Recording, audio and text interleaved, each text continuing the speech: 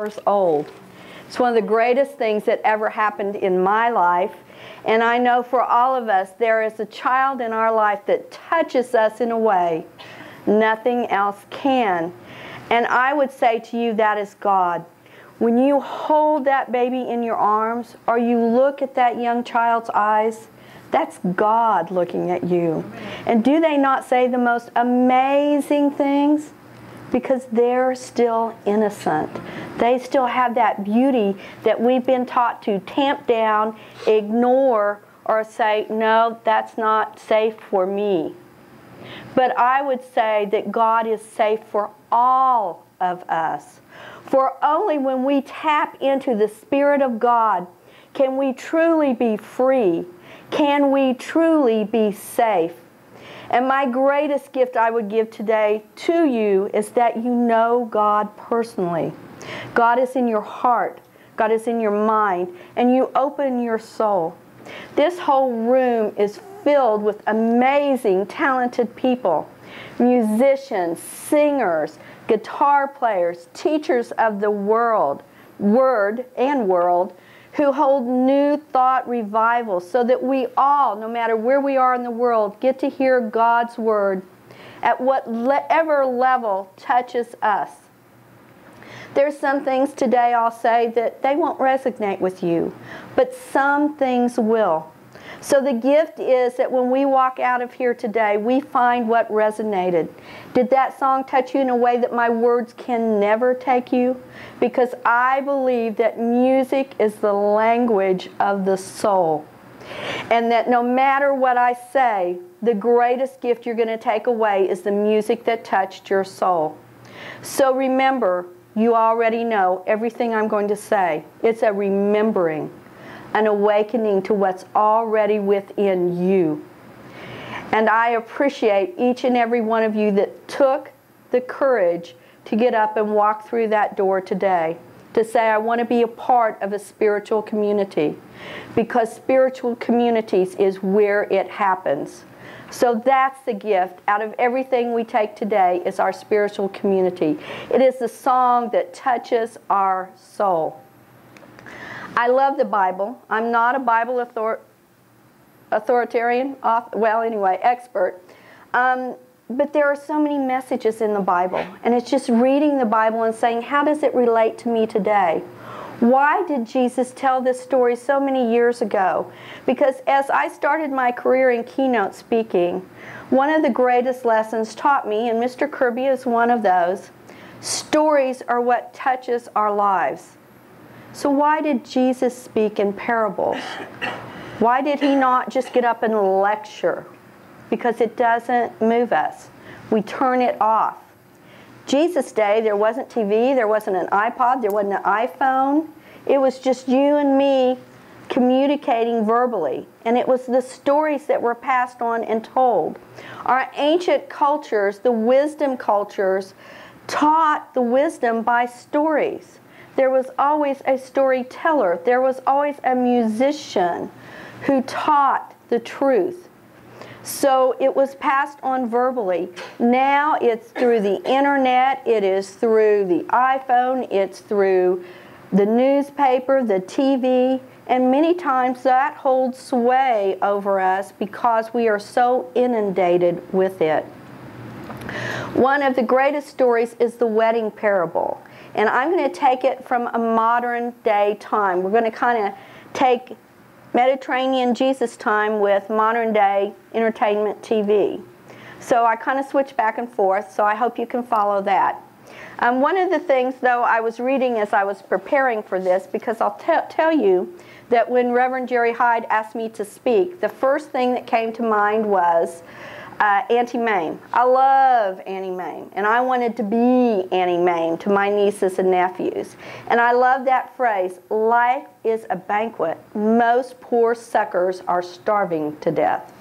So that's where the banquet came in, and are you feasting or are you dieting? Because it's all in how we choose to accept and perceive life. So are you stepping up and feasting? Are you dieting and cutting yourself off from life? And I found this incredible story that made me think about feasting in a whole new way. We're in the age of modern marketing. So companies buy mailing lists. And this particular company knew that over 12 billion catalogs are mailed annually. And so they decided, you know, let's really get good at marketing and let's buy some mailing lists. Well, one of the little marketing gurus saw that there was a dieting mailing list available to buy. And this company happened to make wonderful chocolates. So they bought the mailing list and sold it to all these people who were signed up for this dieting, like e-diets mailing list, and sent this out. Well, the chocolate sales went sky high.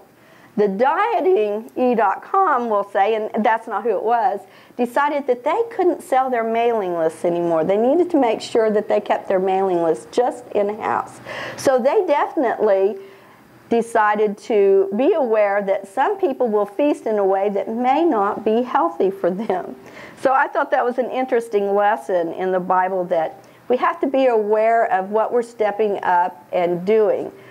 In order to make money and sell a mailing list, they also hindered their people who were signed up, their members of their site, because they were gorging on this chocolate. Well, you know, it came through their list. So anyway, let's talk about the lesson of the modern day superstar meets Jesus' time. In the wedding, in the parable of the wedding banquet, there was a king. So you could say this is a superstar. This is one of our big billion-dollar superstars, has lots of money. And in Jesus' day, the king sent out his servants. Well, today it would be the guru who would send out his chauffeurs. He would send out his drivers because his son is getting married. And they have rented out the Beverly Hills Hilton Hotel. And I mean, it is decked out, it is feasted out, it is fabulous. So he sends out his drivers to pick up the invited guests. But when the drivers arrive to pick up the guests, they're too busy. They say, oh, no, I'm not able to come. I've got too many things going on. I can't be there. So these drivers go back to the superstar, the king in Jesus' day, and they say they won't come. They're not coming. They said they're going to turn down this feast.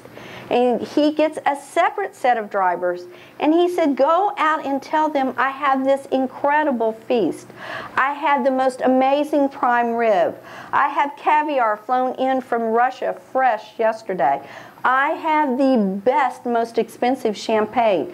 No expense has been spared. Bring them to the party. As the drivers go out, the first person they come to says, oh, no, I'm going to my house in Malibu. Thank you very much, I'm not coming. The next guest says, oh, no, I've got a mega corporation to run. I need to run, take care of business. And then the rest, they abuse the drivers and even kill some of the drivers. So as this gets back to the superstar, which would be the king in Jesus' time, he sends out his troops and says, all right, Beverly Hills 90210, we're going to take care of you, and you are wiped from the face of the earth. So then he says, what am I going to do? I have all this amazing food, everything set out, and this is my son's wedding feast. It has to be filled with people. We have to celebrate. So he goes out with his drivers. He has them buy a bunch of clothes, and he goes out in his limo and he picks up the street musicians, he picks up the valley girls and the it girls hanging on the corners looking good. They even pick up the prostitutes. I mean, their message is to fill this hall. And they pick up the street people. I mean, who else would like a banquet? So they go and get these people, they dress them all up, and they bring them to the feast, to the hall. But then, as the king or the superstar comes in, he finds this person who is still dressed in his dirty street clothes. I mean, you know, kind of smelling and not elegantly dressed. And he says, why are you not dressed in fine garments? And the person is silent. And so he says to the attendants, bind him hand and feet, and throw him into the streets,